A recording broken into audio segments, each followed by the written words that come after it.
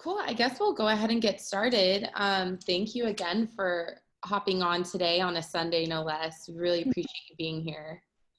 I know that Yamila, I was just saying Yamila isn't able to hop on, but she also wanted to thank you for being here, and she's excited to watch the recording of this when she's back in town. Mm-hmm.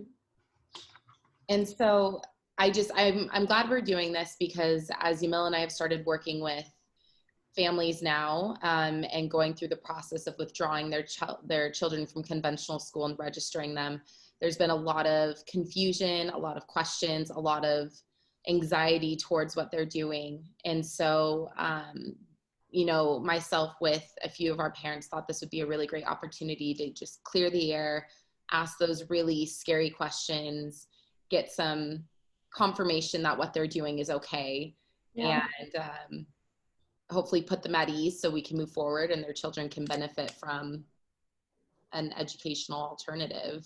Possibly bloom. Yeah, and I know we've talked before about the withdrawal process. Schools want to make the parents think we're in charge. You're just mom. Just mom. Just mom knows best, right? She's local. She's there with her kids.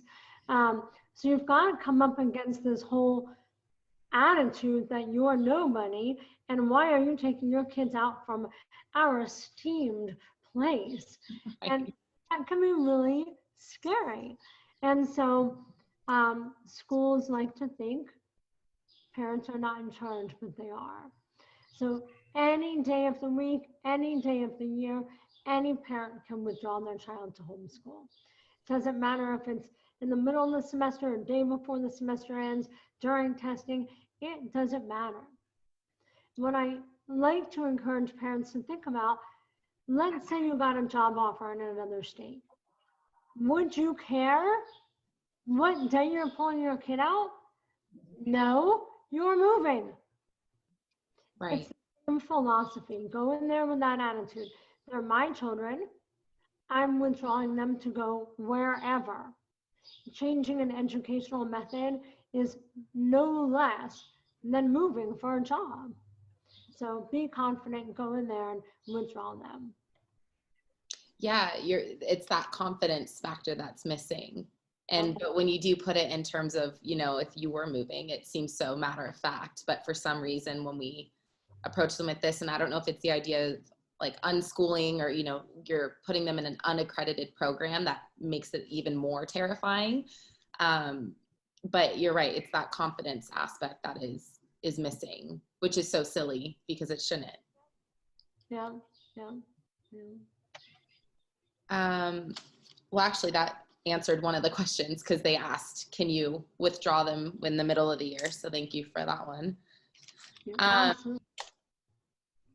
So the first question, and I know this is on your website, but it will help for people to hear, is what is the process of withdrawing my child? Yeah, so the school is allowed to ask for it in writing, and they're allowed to ask, where's the student going? So I'm moving to Ohio, or I'm going to start homeschooling. They're only asking this for an exit code. In their paperwork, they have to track students, and so they put a little number designating, I haven't heard from the kid, he just fell off our record, or mom's withdrawing to move, or mom's withdrawing to homeschool, whatever. But they can ask for it in writing. So if you wanted to be ahead of the game, write something up with your letterhead. My student is being withdrawn effective today's date, going into homeschooling. Sincerely, mom. Bye-bye. So I do hear some schools will take it word of mouth, but what they're not allowed to ask for is why.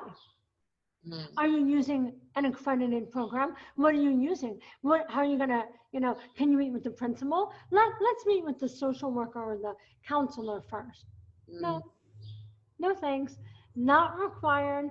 They don't need to change your mind. You don't need to tell them they sucked or your kid had anxiety. You don't need to get into it. You are just moving on. Okay. And that's it. And I know like we had called you because we had an issue with the school asking, was it an accredited program? And you can't do that. And this mom was terrified because now all of a sudden she felt like what she was doing was illegal. Yeah. Yeah. We've had a school ask for the educational plan. No, that's not their job. That's part of the notice of intent paperwork. And it's not even an approval process. It's a notification. That has nothing to do with the school. That's for the district. So these, they're well-meaning, but again, they think they're in charge and they're over your child. And that mentality needs to stop. No, all you need is a signed statement saying, I'm leaving and where I'm going. That's it. That's all the school gets. And then as far as the district, that's when Yep, so within 10 days of withdrawing, and there's no one like with a timer counting, oh, it's been 10 days. There's really not that. The school is not communicating with the district office, but it is in law that within 10 days of withdrawing, you would file your notice of intent with that educational plan. And that, we made it so simple. It's biographical information. And you can literally email it now to Clark County School District, Superintendent's Office, and get a response right back. You can email the notice of intent and educational plan. What is the email for that? Oh, you would have to ask. Off the top of your head. We can look it up. But that is good to know. It is CCSD homeschool at NV for Nevada .ccsd.net. So CCSD homeschool at nv.ccsd.net. Now, I will encourage you, if you use this route, make sure you follow up and do get a response back. And not just an email response, oh yeah, we received it, but an actual receipt from your notice of intent. They may be sending those via email or via mail. Okay. Because right now it's via mail. Yeah. You want more than we got it. You want the actual letter on letterhead saying, we've received it, little Jimmy is no longer, part of the school district. Okay. Great. Well, then I guess there's no really rhyme or reason or order to these questions. So assuming that they withdraw their child as a homeschooler, they want to know, if their child chooses to go back to the district, can a school refuse to allow them back in? A private school sure could. A charter school, which is a public school, and a district school, which is a public school, cannot. Okay. So even if you were homeless, even if you were an immigrant here and didn't speak any English, a public school that you're zoned for cannot not allow you in. Okay. But private charter, they can. Private school, not a charter. Oh, okay. Oh, because charters. Got it. Yeah, a private school can say, whatever they want. You haven't met our academic needs, you don't have enough money, whatever. But a public school cannot. Okay. So if a child decides to go back into conventional school, public school more specifically, do they go back into the grade they were in, or do they have to get tested into the grade they belong to? No, so the law says they would be placed age appropriately. So if you came out of 3rd grade last year, you'd be in 4th grade this year. So age appropriately. They can ask for testing, either party, the parent or the school. And that would be just that the child would get the best academic placement. Maybe they're in GATE, or maybe they need a little bit of help with reading, but they are to be placed age appropriately. And that's one of the hard things. One of the biggest questions I get is, can I homeschool my child and have them skip a grade? Little Jimmy's so advanced, I want him to skip a grade. That really doesn't happen. That that's something the school gets to decide, not the parent. They will place them age appropriately, and to make them do otherwise is a burden. So that's not good. Okay. It's So, not a good plan to say I'm going to homeschool him to advance him. mm, That's a principal's decision, not a parent. okay. Thank you. Mm. So if they decide to go back to public school, what does that process look like? So, and again, this is a part where parents have to be confident. The schools will say, great, let me see a report card. And the parents go, yeah, I don't have one. And the schools are like, okay, well then they're going to be placed back in last year's grade. No, the answer is you are the legal director and you will just issue a report card. So they really, when they go back to public school, they need to have in hand a report card that they've made for however long that child was home. Okay. And that is just based off of what they observed during the time their child was out of school. Yeah. And is that really just a document as part of checking the box for the public school? Like, oh, they provided that. Yeah, yeah, yeah. But what if a child doesn't have a report card of any kind? They still have to submit, they still have to accept them into public school, yes? Absolutely. Whether they would allow them into that grade you wanted them to be in, I don't know if they have to do that. Because your kid could be a dropout and never finish second grade because you just, were homeless, you didn't put them in school, you didn't do anything. So they might say without a report card, we might just put them back in second grade. And that's not the case for homeschoolers, right? We are educating our kids. So then we want to say, hey, just pull up a Word document and write, little Jimmy, here's his grade for math, here's his grade for PE, and submit it so that he can be placed age appropriately.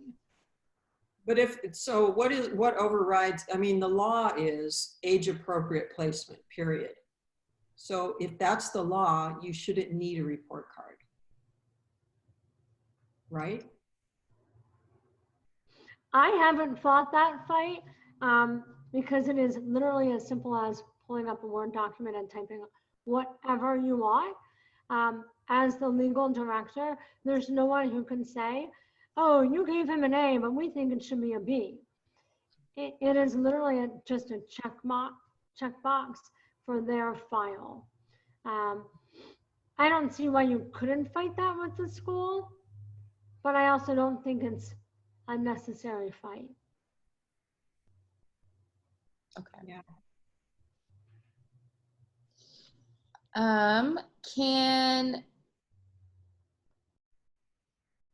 Well, and I think you kind of already touched on this, Elissa, but I guess it's worthy of more conversation. The question is, why does the public school try to inflict so much fear and pressure on the parent if it's okay? Actually, I'm going to pause on that question. Let me go back to it because she's talking about unschooling. And so I kind of want to go to this other question that said, as parents, can we legally get in any kind of trouble by unschooling our kids? No. So let's back up even one step further from that and touch on high school for a minute. Sure.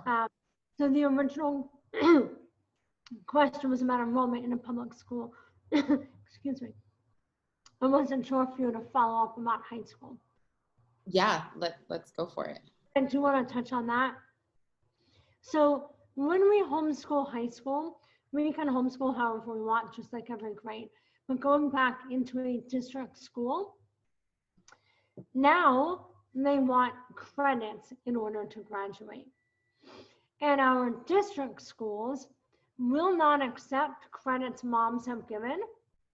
So let's say little Jimmy was homeschooled 9th and 10th grade and goes into public school in 11th grade. The public school has to take him and they will put him in 11th grade.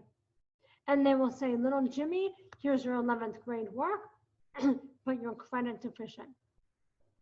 So if you want to graduate with us next year, you got to make up 2 years worth of work. You can do summer school, you can do accredited courses online, doubling up the work, whatever. As a homeschool mom, that's rough on us to hear because we just homeschooled 9th and 10th grade and the public school won't count it.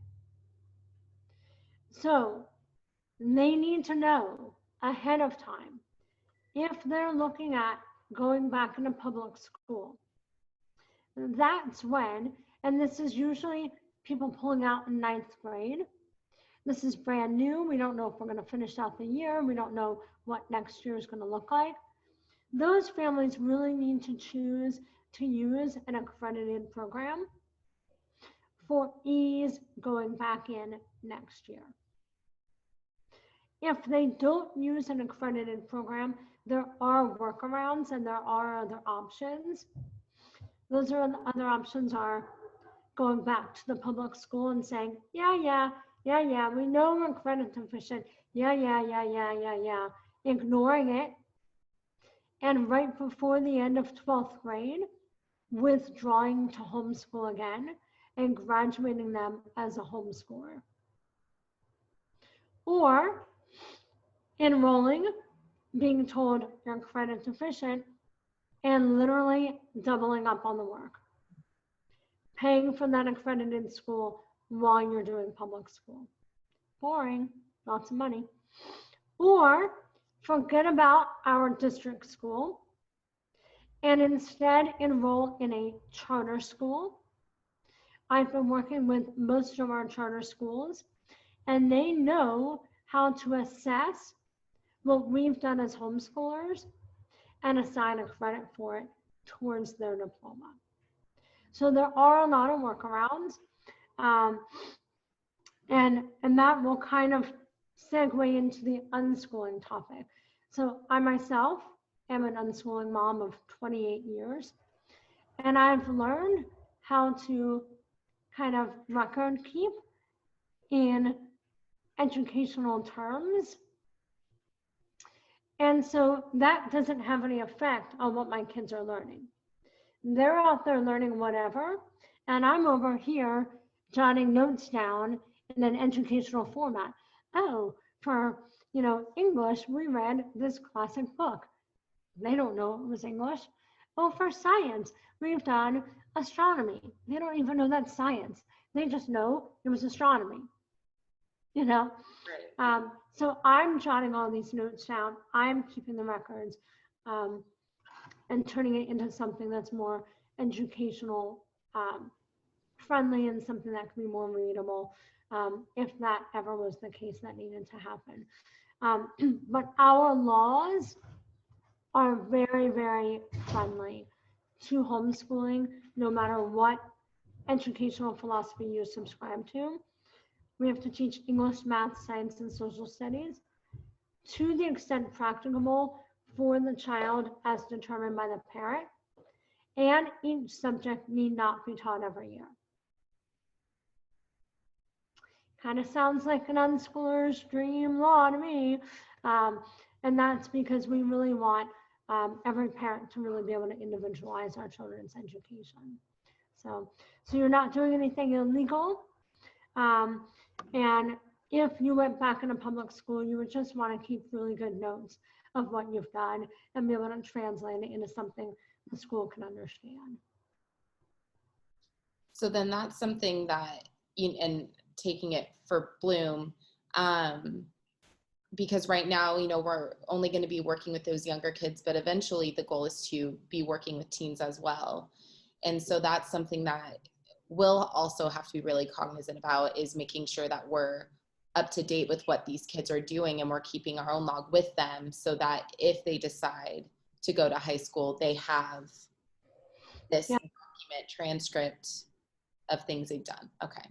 Yeah, that's going to be really integral for you to be able to then issue back to the parents. And maybe that's a spreadsheet, in this room we have art, and your kids spent 3 hours in the art room and they worked on learning, this process and this process, or your kid was really involved in the social studies project or, whatever. And then you can kind of turn that into the parents maybe at the end of each year, at the end of each quarter, and help them so that when they do turn it back into a school and they have some professional educational needs that they don't have to come up with. Okay. Yeah. Okay. And there are other co-ops that do things like that, like classical conversations. They've worked really hard on making kind of educational needs available for parents when their kids use this book or that book. And so that's something you might want to think about as a learning resource, is compiling that language ahead of time. And it could be just something simple just to help parents in terminology. Yeah. Yeah, I would love to, on a separate occasion, sit with you and see how you are tracking what your kids are doing, because I know that our philosophies are very aligned, and we believe in grade level and data and all that, but we also want our child to have the opportunity to do these things should they choose to. So I feel like I would love to sit with you. I know Yamila would as well, and see how you do that. Yep. So then I guess you've kind of touched on this as well. Can they still go to college? College is a big topic. Can they go to college even though Bloom is unaccredited? Absolutely. So homeschooling in general is not accredited unless you're paying for that accredited private school that's been vetted as being equivalent to the public school, which is the opposite of why we're homeschooling. Right. Yeah, none of us as homeschoolers are accredited. That has nothing to do with the ability to get into college, or any branch of the military or financial aid. Has nothing to do with it. That's good. I'm glad you mentioned financial aid. So they are still, financial aid is still accessible for homeschoolers. FAFSA has a check mark, whether you were public schooled, whether you were GED, or whether you were homeschooled. Our kids are absolutely eligible for financial aid. Okay. And even here in Nevada, for a Nevada specific scholarship called the Millennium Scholarship. Okay. We're busting through these. Did that one. So this mom wants to know if you have seen a lot of kids go through unschooling and transition into high school. Have you been a part of that process often? And if so, was it difficult? So my oldest was unschooled all of his life. And this is a transition into college at 17, not high school, but college. For him, it was very difficult because I had given him this rich lifestyle and all this autonomy, and he wanted to and he did. He loved learning. And then he went to college, and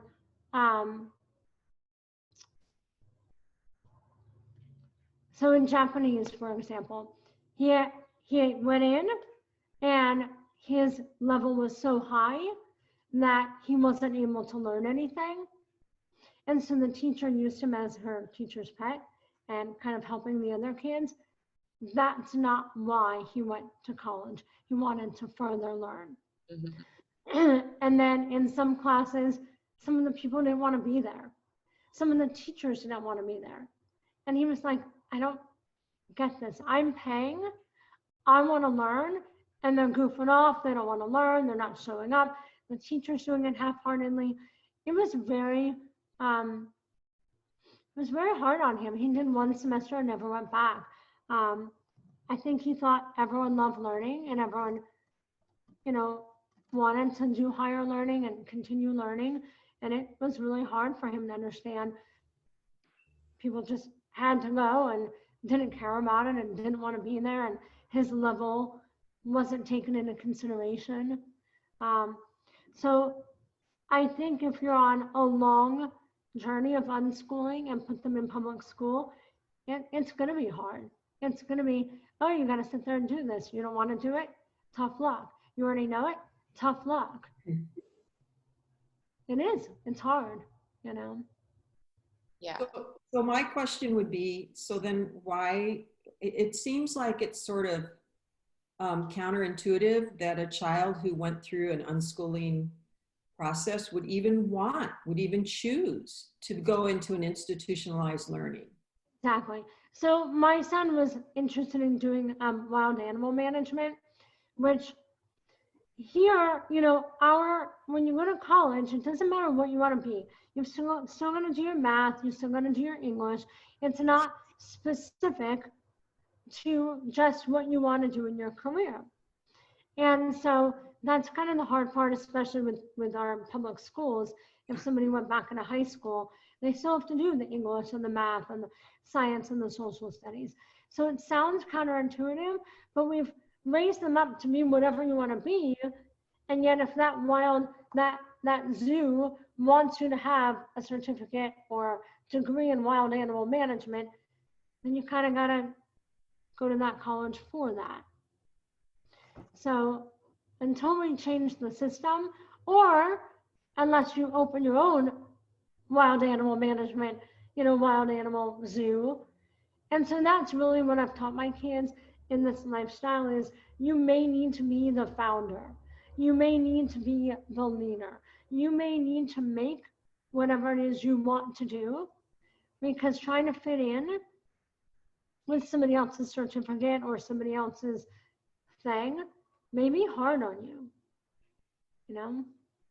Well, and I don't think the point is avoiding something that would be hard for you, because I think that, you know, perseverance is a very strong attribute and a very positive attribute.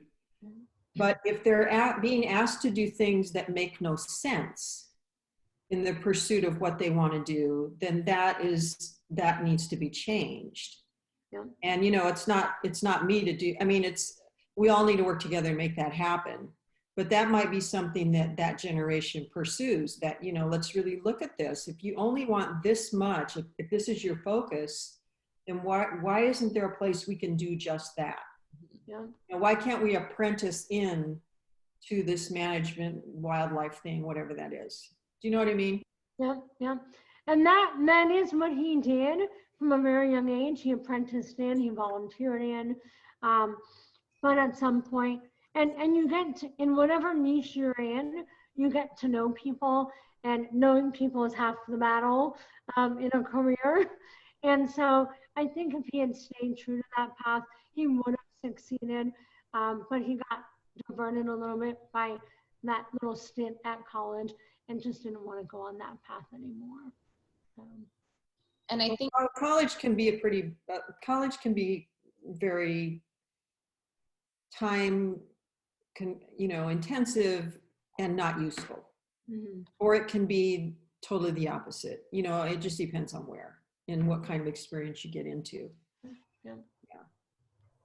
And piggybacking off what you said, Thelma, of kids learning to recognize, well, if this is what I'm wanting to do, why am I having to do this and this and this and this and this that don't really have anything to do with my area of focus?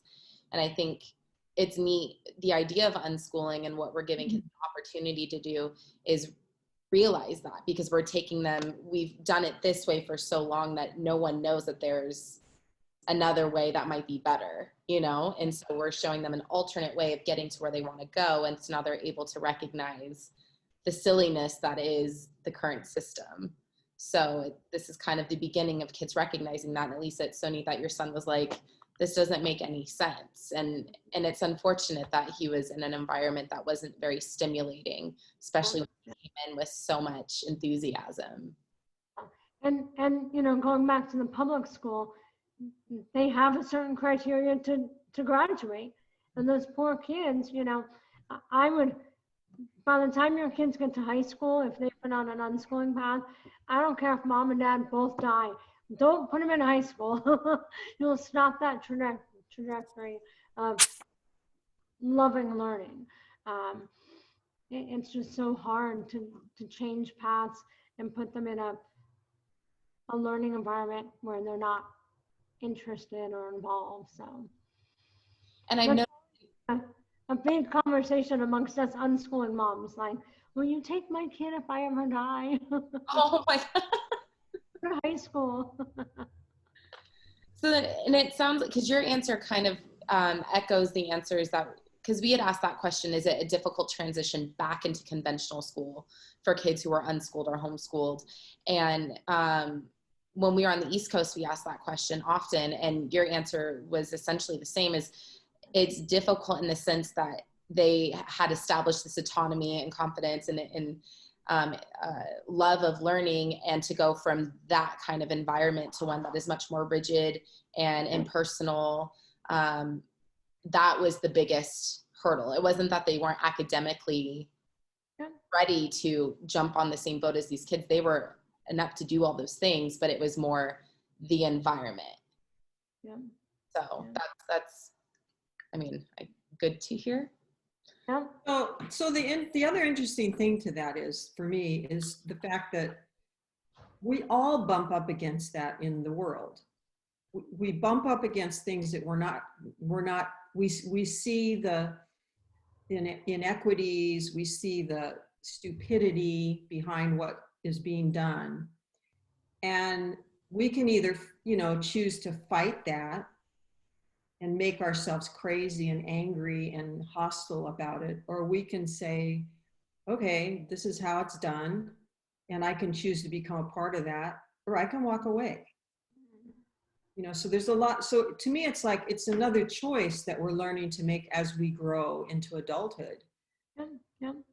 And I think you end up seeing a lot more leaders and a lot more entrepreneurs with our learning philosophy, because they're already thinking outside of the box. They've already got a passion, and they don't often want to be so controlled.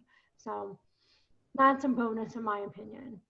Well, and if you look at the the successful, is it Steve Jobs, those guys, that they walked away from the education process, and they found a way to burrow into what they needed to do and how they wanted to use their creative energies, and became, very successful. So it's not about success through a path of college and whatever the heck that means, because we all know that doesn't have to happen. Mm-hmm. We all know that you can be successful without that. Yeah. And that's a conversation I think that parents need to hear too, as they're moving into this unschooling idea. What is the goal? Yeah. Is it college? Well, college is an extension of the game we play in public education. Yes. If you want to keep on that track, then you probably need to stay in public education and stay on that path. If you want to bust it open and see what this human's capable of doing and knowing and learning and approaching the world, then bust it open. Yeah. Take the chance that, they're going to have to figure it out another way beyond college. Yeah, and really not talk about goals is so important. From a whole child aspect, not just academics. Mm-hmm. What parents don't realize when they put their kid in school, before care, school, after care, they really aren't thinking about whole child goals anymore. They're thinking about, where do I put my kid while I'm at work? They've removed themselves from the situation. And so my goals are for my kids to love God, love learning, know how to find information, get into a career they love, and self-love, self-worth. I don't know if parents with kids in public school all day even think about that type of thing. What do we want for our kids? And if they do, how much time do they have devoted to seeing that through? So while our kids are home or at Bloom or wherever, we're much more responsible for overseeing those big goals. Yeah, and I think if they have given it thought, oftentimes the answer is send their kids to school, because that is what we do. My kid will have an opportunity to be successful if they follow this same path that has been established for so long. That will lead them to success, because that's what it is. And so I think that's why it's often really tricky for parents to feel confident to choose Bloom or an alternate way, because we are saying you don't need to do this, that you could actually do this or this or this. And it may not look the same or feel the same or sound the same, but it will get your child to where they choose to go. So education and learning have become synonymous with school. Yes. School is the end goal to get where I need to go, but the learning doesn't necessarily happen in the school. Right. And so if we could separate those two concepts, like your kid may be in there crying and having anxiety and wanting to kill themselves, that's not synonymous with learning. Right. You know, and so learning and education can happen outside of school is the main message. Mm-hmm. And that education and learning are the key. Yes. Wherever. And school is just one possible way. Yes. Yeah. But the whole world is another possible way. Yes. Well, and I think the other thing that parents want, and you know, there's specifics like you mentioned, Elissa, but I think that there's other things that they want. And the thing that I heard most often in public education was, you know, I just want my kid to be happy. Mm-hmm. I want him to want to come to school. I want him to be happy, you know, and the success was fine, but they mostly want their kids to be happy. Mm-hmm. Yeah. And I think, Sarah, you've mentioned, you know, kids or families coming to you with, my kid's not happy. They're not feeling a part of this. You know, there's stuff going on there that is not pleasant. Mm-hmm. And so, not that everything has to be pleasant. Right. No, I'm not that Pollyanna, but we do want our kids to be happy, and we want them to be fulfilled, and we want them to know that that they can learn in a lot of different situations. And in fact, they are learning in a lot of different situations. You know, every time they do something, every time they get up in the morning and start their day, they're learning. Mm-hmm. So it's creating that environment where that can be really nurtured, you know, which is what you all are trying to do. Right. But it's scary, you know, parents, as we said, we you know, it's an institution that's been going on for hundreds of years. Mm-hmm. And it's worked for many, many people. You know, it has worked for many people, despite what, you know, what we think or what we're trying to break from, you know. Mm-hmm. So it's fearful. A parent handout with suggested reading. You know, John Holt should be number one. You know, have them read about learning. Yeah. And eventually come to their own understanding of it can happen anywhere. And that is what our goal is we do want to do a parent book club where, you know, let's pick a book, read a chapter a month, and then let's come together one day a month, talk about it, reflect on it. And I think having the opportunity for parents to, like you said, to read that, to sit with it, to reflect on it, and then to share that with other parents who are either coming to this already on board with the idea that learning happens anywhere, all the way to parents who are like, what does this even look like? I don't understand. So to have all of those different levels of understanding in one room, I think would be really powerful. So I like that you said that. Yeah. Well, I think it's important to have that conversation, and that will develop over time, but I think you can pull nuggets, sound bites from that literature. You know, John Holt is the foundation. I get that. I don't know of many parents, I mean, and this is not a put down, but I don't think people read anymore. I don't think that it's something that people go after, but they will latch onto sound bites. They will take the 10-second message, the commercial, the elevator speech, whatever it is. So if you can begin to pull some of those big ideas out of the literature and put that up in front and center, you know, like on your blog and everything. Yeah. You know, simple question. why can't we learn science as long as we want to? Mhm. Right. Honestly, because when I read John Holt and I started thinking about that, the public school system rings the bell all the time. And I'm like, it makes total sense at home. You learn, maybe it's 10 minutes, maybe it's 3 weeks. Why have some outside system ring a bell and tell you when you should be done? Just little nuggets like that that can spark a parent's questioning and then come onto your side. I like that. And when you get the brick and mortar place done and you got this building and you got people coming around and there's things happening and, those things are on the walls. Yes. Yep. That famous thing that all kids ask, am I done? Yeah. What do I do now? I'm done. Well, yeah, no, you're never done. Yeah. Right. You're never done. And meat is done. We cook things and it becomes done, but you're not done. It's a journey. It's a lifelong pursuit of knowledge. Yeah. And, that's what you're here on the earth for. Mm-hmm. Yeah, so you're not really only selling homeschooling, you're selling a philosophical change in how learning happens. Mm-hmm. Which has been quite the journey. Because I noticed that when we have these conversations, parents feel it to be true.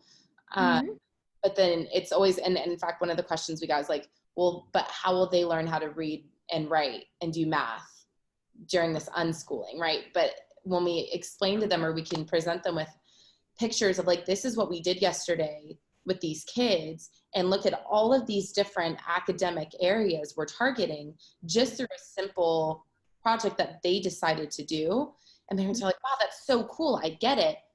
But then it always goes back, but then how will I know if they're on grade level? How will I know that they're not behind? And so this philosophical change is so much bigger than just one conversation. It's going to take a really long time for some to fully deschool and embrace what we're doing and have faith in their children to learn what they need to when they feel it is time. Yeah. And a key demographic you might look at would be the mommy and me groups.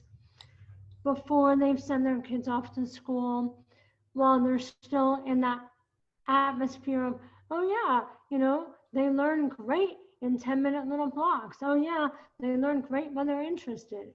And just start talking to them before their kids are in school. Yeah. I know that Kids Co-op, they do a fantastic job with their kids. Yep. It would be great to chat with again. Yep. So what are some other questions you have? So there are 2 more questions.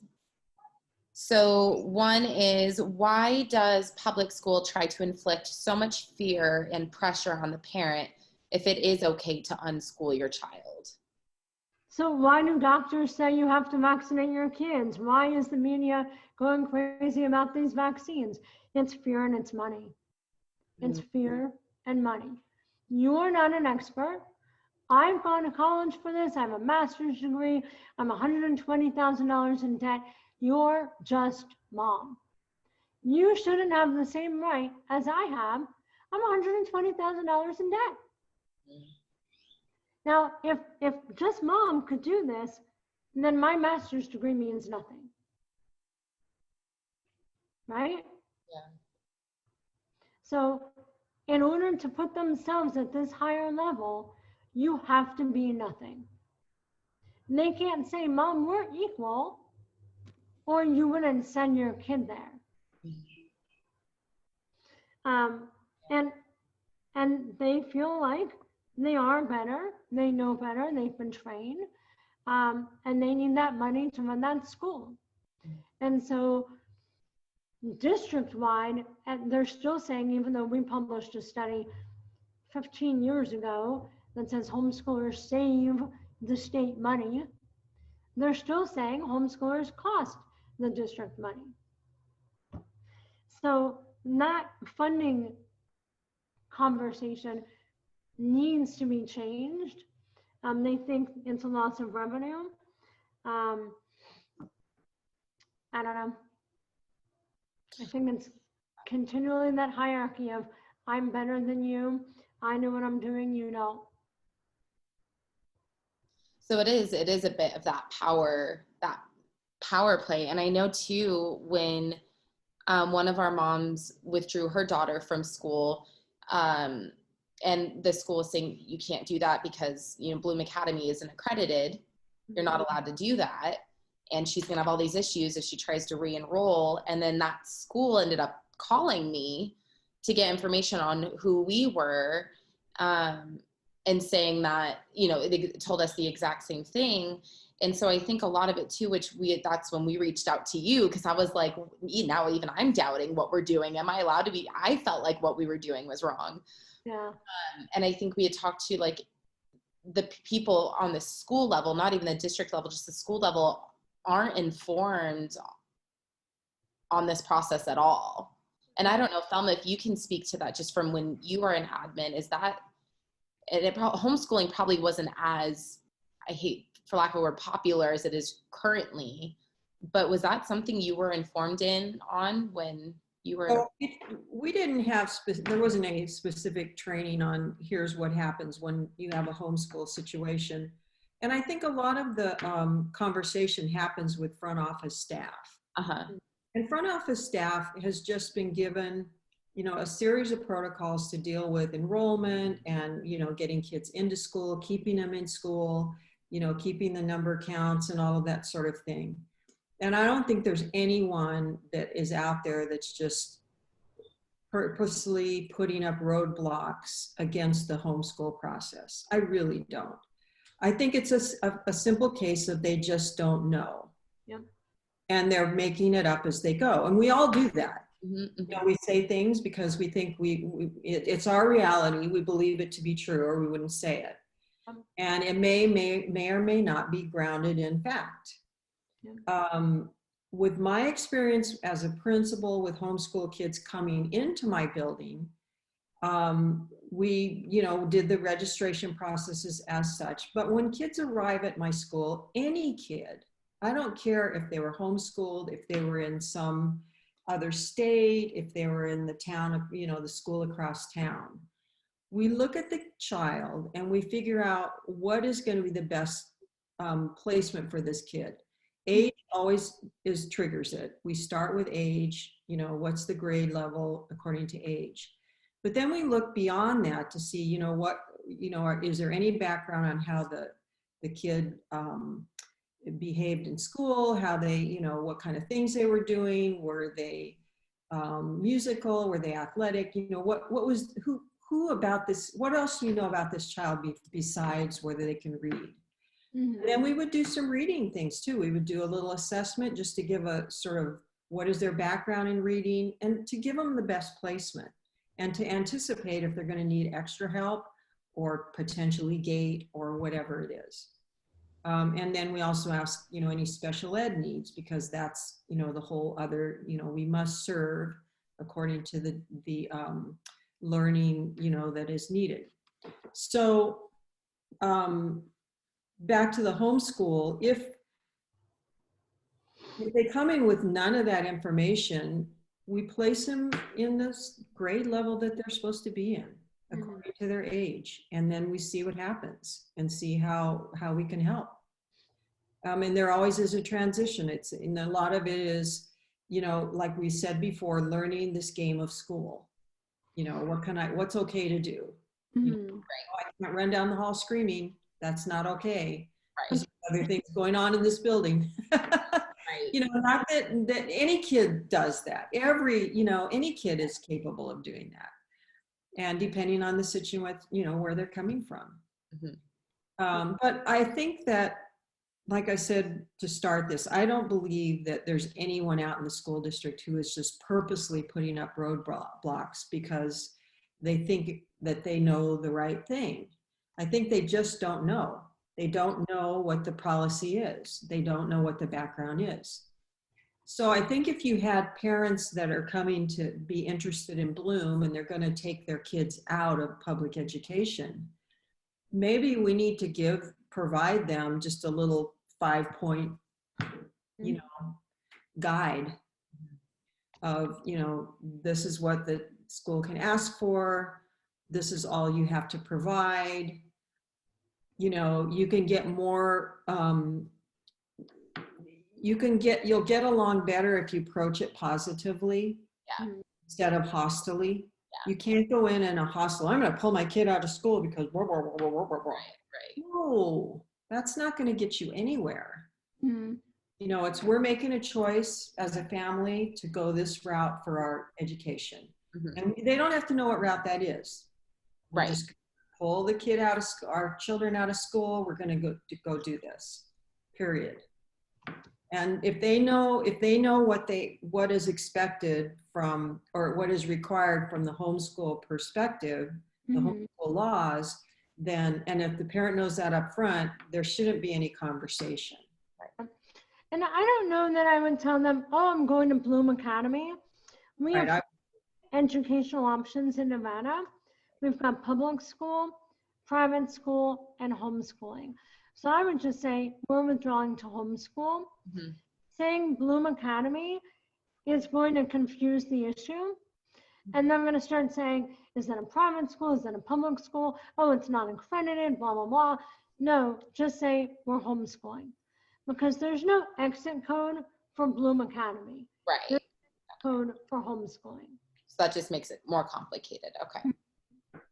Well, I think like you said, Thelma and Elissa, just because there is all this confusion as to what homeschooling is and what's allowed and what's not, all these things, it's even more important for us to be having conversations like this and for parents to be asking these questions, because they're going to have to be the ones that are confident in what is right and what isn't.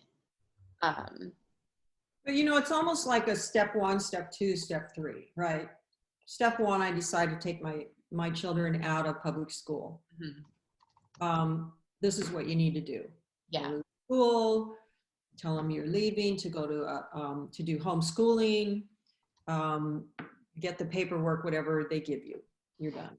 And the second step is filling out the appropriate, is a contract or something you mentioned earlier that they need to do, like a learning plan. Notice of intent and the educational plan. The education plan. Yeah. So then that's the next step. And we can, as Bloom, you can help them with that part. Yeah. Totally. And we already have, and it's so simple. Thank you, Elissa. It is so simple. Yeah. You would not put yourself in the position where you're turning it in for them. Right. Don't do that. But give them the link to the notice of intent, the link for the educational plans, and where to send them. Okay. Yeah, and then they take care of that, and then they're done.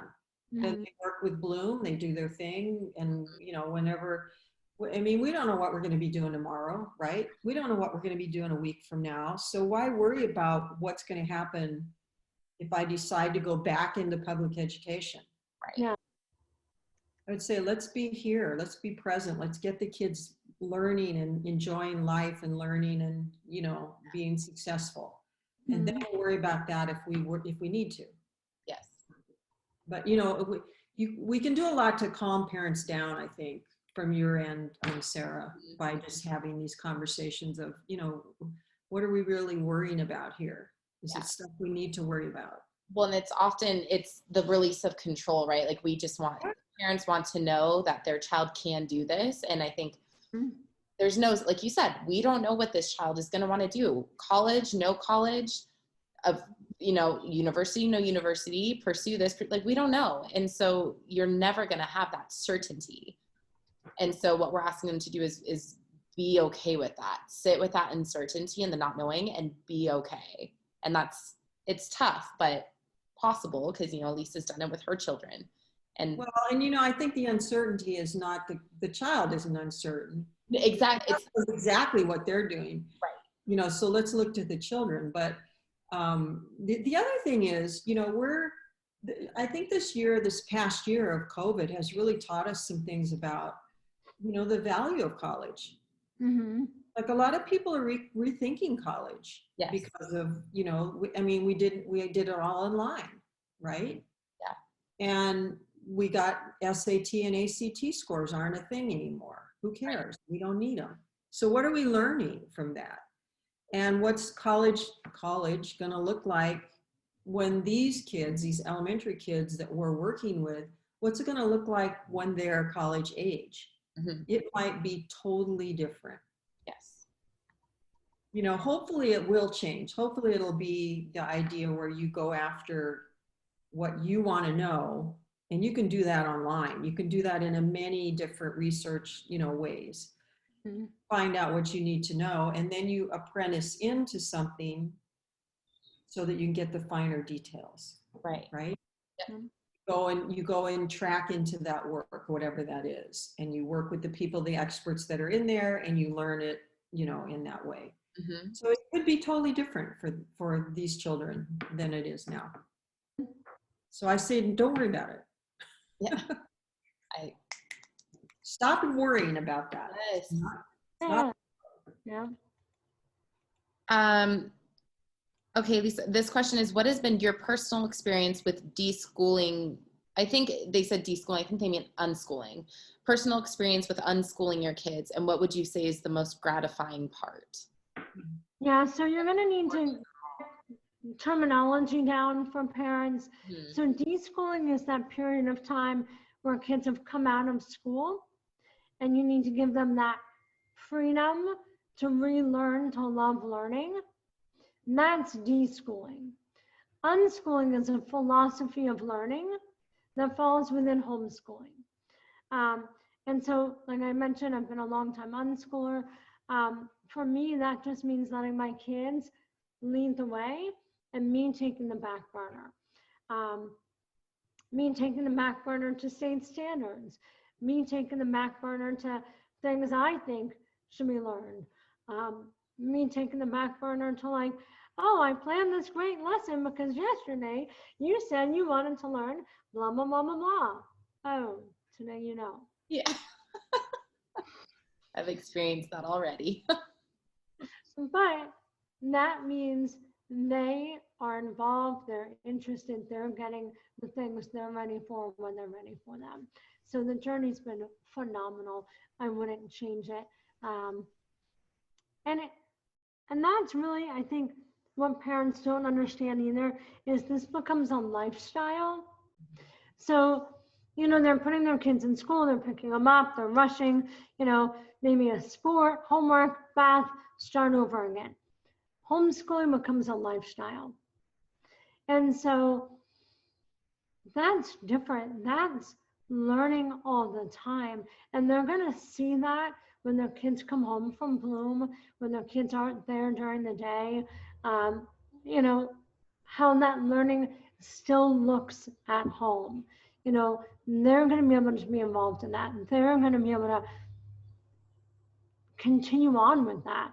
So I'm excited for them. It's going to be like nothing they've experienced before. Thank you. So then I guess, would that be like a gratifying experience for you, is to see your kids still have that? Because I like that you said to relearn their love of learning, because children are born, we are born with this love and this curiosity to learn and understand. So yeah. My kids have not been in public school, so they never had to relearn that. But just the journey of homeschooling has been phenomenal. So that's awesome. It feels like, you know, when they're little kids, little people learning to walk, and, you know, the beginning vocabularies, you know, the labeling things, and little kids, just as they start to develop, parents are involved in that intensely. Mm-hmm. And that's kind of what you're talking about. You never leave that if they never go to school, because it's just that it's a continuation of that journey of wonder, the 0 to 5-year-old. Mm-hmm. The why. So, and that's what school rips away from children, the institution of school. So I think that the question I would have is, parents are going to be in a learning curve too. Yeah. Yeah. More Parents are going to needing to get some confidence, get some chops up about how they really are capable of helping their child with the learning. Mm-hmm. Some parents, I've had parents come to me and say, well, I can't do this anymore. I can't do the math anymore. I can't do the work anymore. I mean, it's beyond me. Mm-hmm. And so I think that it's a whole shift in how we get information, right? That we're learning together. And questions you have, we're going to help you get to where you can, figure out the answers. But the parents are going to have to come along on that journey. Yeah. Oh yeah. Right. Yeah. I think you're kind of unique in your sense, Elissa, because you have that mindset. Yeah. Yeah. I think that parents entering into this, and just by the kinds of questions they're asking, it's not a comfortable place for them to go to. right. Yeah. Right. Yeah. And none of us started out at this point, I thought school was the norm, and I knew I loved education and I knew I loved being with my kid. I had to start off reading John Holt, and I had to learn about educational philosophies. And they all I was lucky enough, I was pregnant and my son was like 1. I was lucky enough to learn all this before we had to start a formal education, which is why I would love you to get in with, the preschool moms, the Mommy and Me clubs, because they don't have to change anything. They don't have to already be of this mindset. You just have to help them see nothing changes from what you're doing right now. You're already helping your babies learn. You didn't have a timetable. The state didn't say, here's when you must potty train. No, you want to teach kids' needs and help them. And that's the same thing with learning. So then I guess it's a matter of providing opportunities for parents to become more comfortable with this way of doing things, without it being overwhelming. Because I think right now the idea of, sorry, I have all these words in my head. Like the idea of grade level, my kid she's 8 and she should be fluently reading right now. And if I pull her out of school and you guys aren't sitting with her to read, she's going to fall behind. If we trust, and I just had a coffee yesterday with Blake Bowles, and he said this question. He's like,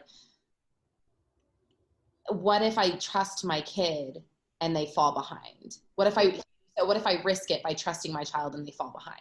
And that is like every parent's fear, because we're living on this time, so how do we tell parents it's okay? And because they are in need of this deschooling process way more than children are. Your child is more than a state standard. Your child is more than a timeline. Mm-hmm. Your child is your child. Henry is Henry. Mm-hmm. Right. Where is that? Right.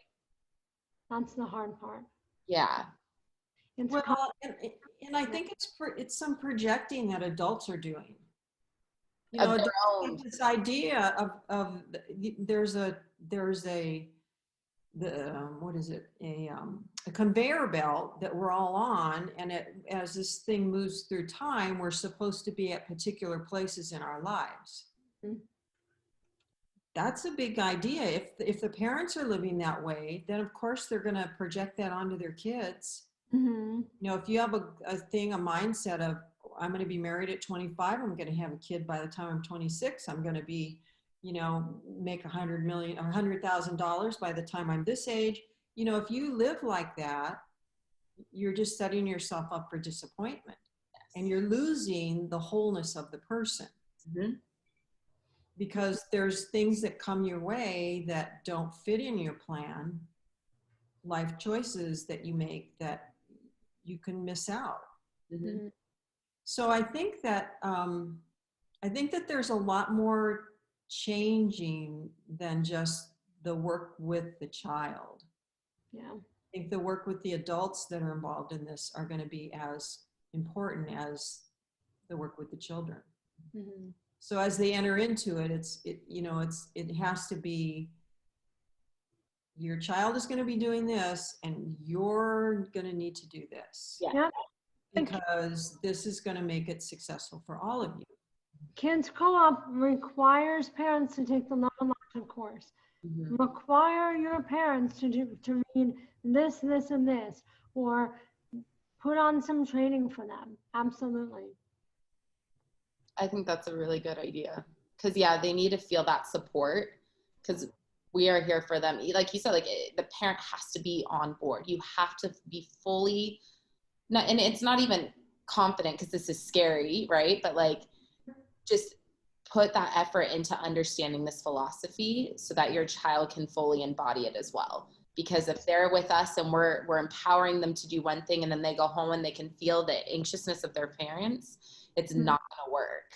Yeah. So I think that doing a workshop for parents that, and I know we don't believe in mandatory anything, but we can't succeed as an organization if parents aren't being informed. And so, making them once every 3 months, you have to take a mandatory workshop aligned with our philosophy, something, I don't know. That's something that we can talk with Thelma. Well, I think it's also being very clear on what our responses are to the questions we're going to get. Because you're already getting them. What if? I mean, we need to be very clear what's the parent's role in helping the child get through this part of whatever they bump up against, so that you don't have this tug of war going on. Yeah. And I think spending some time in the center, I know that's hard because people are, they've got work, and part of sending your child off to do their work is so you can do your work. But they're, I think, building in a part of the time when they come in and work together, even if it's half an hour. Yeah. You know what I mean? Where they work together on something, or maybe they're doing it at home, but some way that you can help them see how the children are really learning, and how by getting out of the way and just being quiet and watching, they can grow so much. And you can ask the question, the pertinent question at the point that the kid needs it best, and that helps them move even further. Yeah. So as you move forward with this, Sarah, you think of your parents as your students. Yeah. Right? Yep. Yeah. I mean, essentially, this is what this is. We've organized a workshop for their needs. This is and just teach them like you teach the children. Yeah. Right? Which is what I try to do with you guys. Man, you came to me with questions. It was okay, so I just asked you another question. Yeah. Because you're smart enough to figure it out, and you're experienced enough, you can figure that out. So I'm not going to take responsibility for all the little answers that you need. I'm going to give you another question that will lead you to what you need to know. Which is what? Constantly reinforcing it. Parents are going to hear things. It's going to sound great. They're going to be excited. We can do this. And then when little Jimmy isn't reading by 7, they're going to say, Sarah, what are you doing?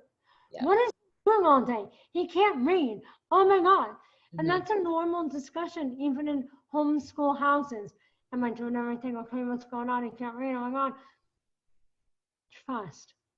You come back to the core basics again. Trust. He's doing it at his time level. It will all be okay.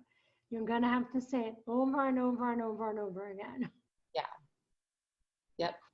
Which we'll do. We'll do what we need to do to help parents feel confident in their choice, and these kids can succeed.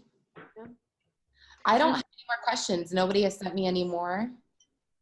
I've asked all the ones that were given to me, and I don't think I have any of my own. Thelma, do you have any? Oh, it's been good but who's Harry and who's Jay and where's Christy? Yeah, do they have any questions? Names on my screens. Listening in. I know actually Christy and I are meeting with James on Wednesday, so I'm sure we'll brief all of this. Awesome. This was great conversations, and I'll be posting this on our website so parents can revisit and as many times as they need to. And Great.